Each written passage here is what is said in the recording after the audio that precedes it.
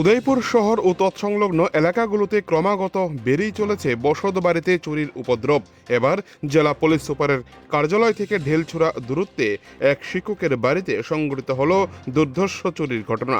ঘটনাটি ঘটেছে উদয়পুর পৌর পরিষদের অন্তর্গত মহাদেব দিঘির পূর্বপাড় এলাকায়। পেশায় শিক্ষক বিপ্লব সাহার বসত বাড়িতে।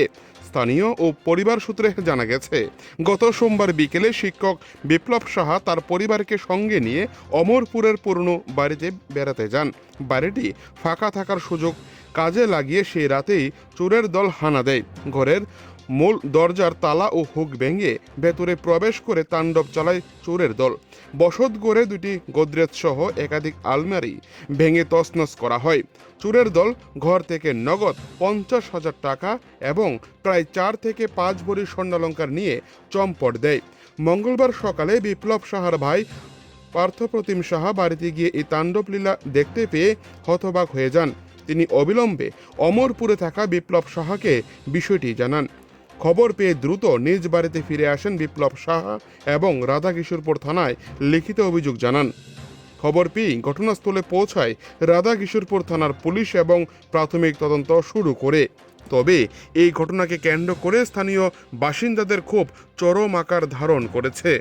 পার্থপ্রতিম সাহা পুলিশের ভূমিকা নিয়ে তীব্র অসন্তোষ প্রকাশ করে প্রশ্ন তুলেন, গোমতী জেলার পুলিশ সুপারের কার্যালয় থেকে মাত্র 100 মিটারের মধ্যে কিভাবে এত বড় চুরির ঘটনা ঘটে।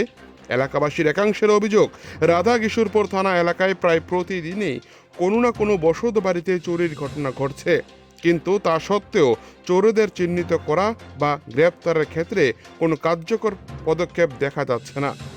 ঘনবসতিপূর্ণ এবং গুরুত্বপূর্ণ সরকারি দপ্তরের কাছে বারবার এমন ঘটনায় স্বরাষ্ট্র দপ্তরের অধীনে থাকা স্থানীয় থানার আইন শৃঙ্খলা ও নিরাপত্তা রক্ষায় সক্ষমতা নিয়ে বড়সড় প্রশ্নচিহ্ন খাড়া করেছে।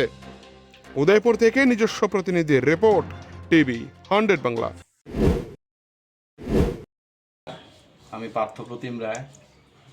এই বাড়িটা আমার বোন জামাই মাস্টার বিপ্লব সাহার।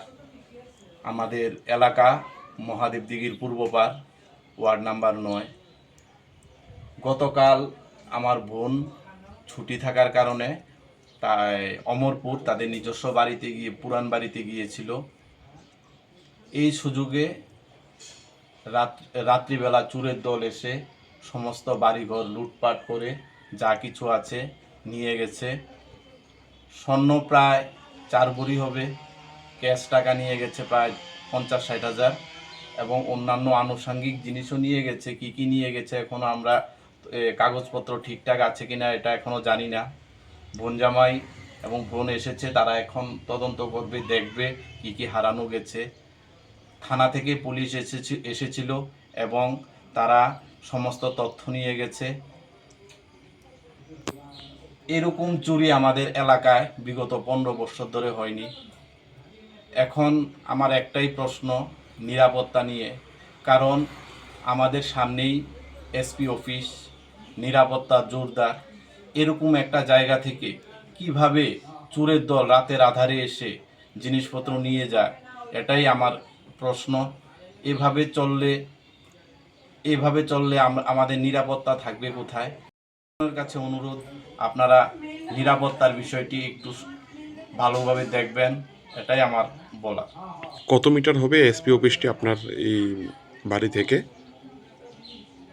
50-60 মিটার বা 100 মিটার হবে। মানে ওনার অফিসের পাশে এই ধরনের একটি চুরি? হ্যাঁ, ওনার অফিস থেকে 100 মিটার দূরে আমার বোনের বাড়ি।